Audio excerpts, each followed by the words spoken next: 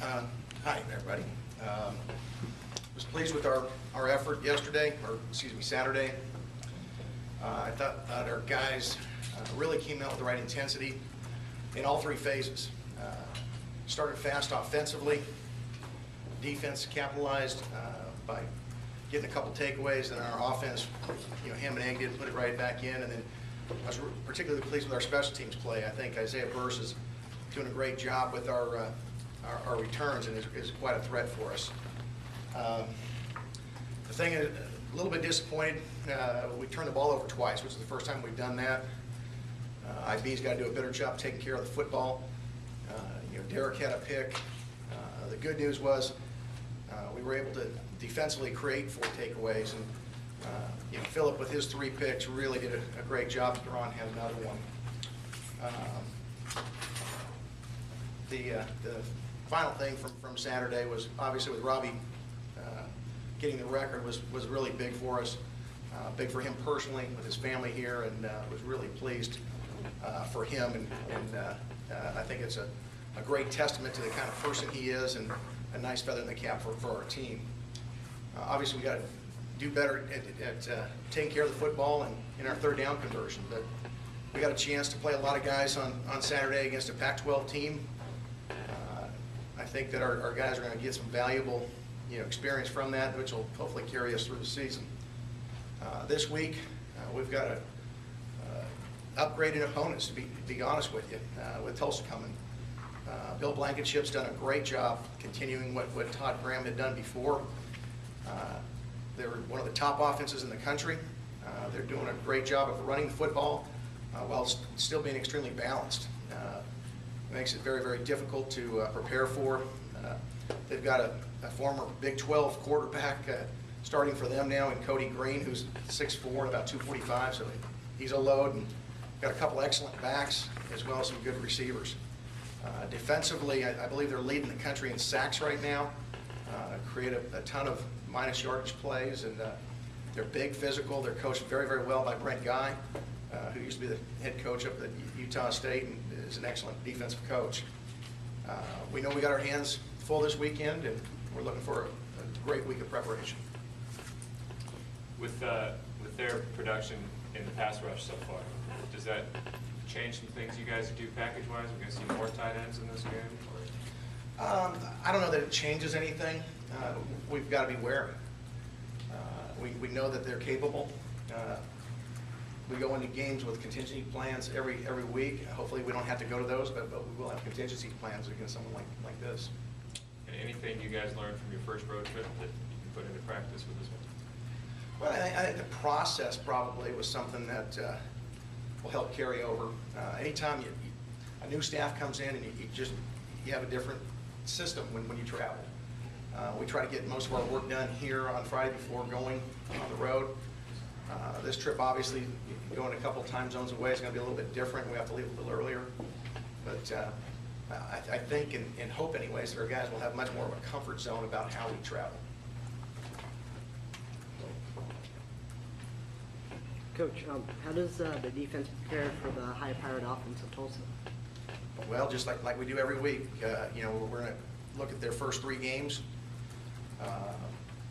They're 2-1 right now, and they're averaging close to 300 yards rushing. So you've got to start there.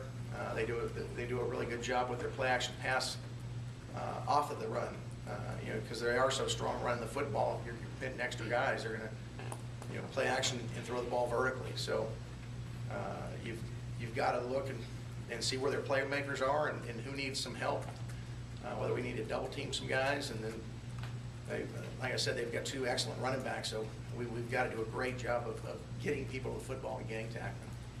And how do you plan to win the turnover margin? You have 8 total turnovers this season. What's your game plan for that? Well, it's the same game plan every week as far as trying to get takeaways. We teach it all week. I think we do a good job with our defensive staff of emphasizing it as well as teaching it. And we've got guys that can make plays. I like how our team has bought in. We're doing a decent job. We didn't do a great job last week. We're doing a decent job. Only 2 turnovers in 3 games is pretty darn good. And creating 4 last week. Each week we've, continued to create more takeaways. I think we're about 5th in turnover margin in the country, which is dramatically different than a year ago. And we'll continue that trend. I like our chances in every game. Coach, can I get your thoughts on getting 2 AP top 25 votes? How impressive do you think that is just, 3 games into the season? I mean, it's a nice compliment that people notice it. I think it's probably more indicative of people just seeing the ticker and seeing the score last weekend and seeing a BCS team lose to a Mountain West team by a significant amount.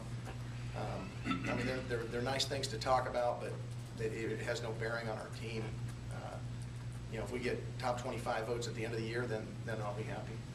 You've talked a lot about wanting to start fast. Was it part of the game plan to get Robbie the ball in those situations earlier, did the game dictate and those just presented themselves? It just presented itself. I mean, we're going to get Robbie the football. I mean, that's just what we do. But we're going to, spread people out and see how they try to defend this. And, we have a lot on Derek's plate as far as he sees what's going on and gets us in the right play. And I think our guys are getting more confidence that while Robbie's a great weapon for us, if they try to load the box, we've got guys outside who can make some explosive plays. And I think, being a defensive coordinator, if you got a team like us that's fairly balanced in what they can do, it makes it difficult. And that's what we try to do is balance our attack where it's not just Robbie, it's not just our receivers, but try to spread it around. You said after the Weber State game, what you wanted from Devontae Adams was maybe a little more consistency, particularly on plays perhaps where he wasn't getting the football. I would imagine that Robbie run was kind of what you were talking about. Absolutely. Ron Antoine's done a really nice job the last couple of weeks of getting those guys to buy in to selling out and blocking. Coach Schramm's got a saying, no blocky, no Rocky. And so they're not going to get the football if they can't block. But Devontae's bought in. He really had that final block to spring him for the final touchdown. Before that happened, though, Harper did a great job, knocked his guy on his tail. In other plays, when we had Devontae's bullet screen, Victor Dean came screaming across the field to launch him on his. So it's not just 1 or 2 guys, but it was good to see Devontae go ahead and do those kind of things. I think our whole receiving corps is doing a much better job of blocking down the field, and that's what helps launch the explosive plays. Coach, do you think after looking at the film, were you maybe in awe a little bit of what the potential is here, scoring the first 48 points? Were you maybe even surprised going back and looking at that, or is that something you absolutely expect? Yeah, I don't think awe is the word. We've got very explosive players, and I think when you put them in a system where you spread people out, if we do a good job of blocking down the field, those things are going to be expected of us. When we create 4 takeaways and you take 2 of them back for scores, that obviously going to affect the scoreboard. And even when you don't, you have a punt return to the 12-yard line. When you have other interceptions on the plus side of the field, those set up scores, and we've got guys on offense that when you spread people out, it doesn't take them long to get in the zone. So hopefully our guys will realize this can be a standard for us. Do you have to adjust body clocks as the week goes on, or the time zone change? I don't know. I don't get into all that. The thing we'll do is, obviously we'll have to travel a little bit earlier on Friday morning to get out there. We like getting to the hotel about 4 o'clock, between 4 and 5. We'll have one of our meetings there at the hotel because 4 or 5 o'clock local is 2 or 3 our physiological body time. So we'll eat a little bit later on Friday just to space our meals out. But other than that, we're not going to do anything special. Do you think a score like this generates some buzz in the community and piques their interest a little bit? You're sure you only have less than 28,000 there, but do you think in the community people are starting to catch on to what you're doing, get a little excited? I hope so. When we first came here, everywhere we talked, that we're going to have a fast, physical, fanatical team, and we wanted to have a team that's compelling to watch. And I think both of our home games, we've done a decent job for the most part of putting a product on the field that I think is fun to watch. Obviously the jury is the fans, and whether they want to show up or not. But I was really pleased with the people who did stay. That was tough conditions. It was tough on players, band, you know, or not so much our coaches. We were in shape most of the time. But, you know, the people that stayed to the very end, I mean, I got to hand it to them because I think it was a nice tribute to our players that they stayed that long. With Robbie, you knew going in that he was going to do this. Could you have ever imagined it would happen like that? And have you ever been a part of a milestone moment like that that unfolded more perfectly than that did? No, that was kind of like a Hollywood script. You know, I knew, or, you know, I had a good feeling he was going to be able to break it. I thought it might have been late in the second half or, you know, at some point. Never would have dreamed on a 94-yard run or whatever it was. But that's the kind of player he is. And so it just kind of made that moment a little bit nicer for Robbie and his family. And I've got to do a much better job of keeping our players a little bit under control. Twice now we've had too many guys on the field. I like our guys getting excited about it, you know, guys having fun and making plays. But we've got to have a little bit more discipline on that sideline and not go out onto the field because we ended up getting a 15-yarder and, you know, it really wasn't relevant on Saturday, but it can be down the stretch, and we can't have that. Is there any concern about coming off the victory of this type of margin? Concerned about what? Just like the mental state of the team, or does this only help? Is there only? I mean, I hope our mental state of our team is that's what we expect to do to whoever we play. Start fast, play good offense, good defense, good special teams. You know, so if our guys get confidence by that, I don't see how that hurts. I mean, I expect our guys to. We've set the standard. That's what we need to do. Coach, is Sean Plummer going to be playing next weekend? He was hurt, and We're not going to talk about injuries, but we anticipate he's going to play. How pivotal is this game, especially, you know, 2 of your first 3 Mountain West games are on the road. We've got a chance in non-conference go on the road against a winning team, get a win. So, I mean, in terms of the trajectory of the season, how crucial is performing well here? Well, I think every game is you know, very, very important, but, you know, this one maybe a little bit more so. I mean, we're playing an excellent team. Our guys will look at the tape today and realize, you know, that we've got to play as well as we have all year to have a chance in this game.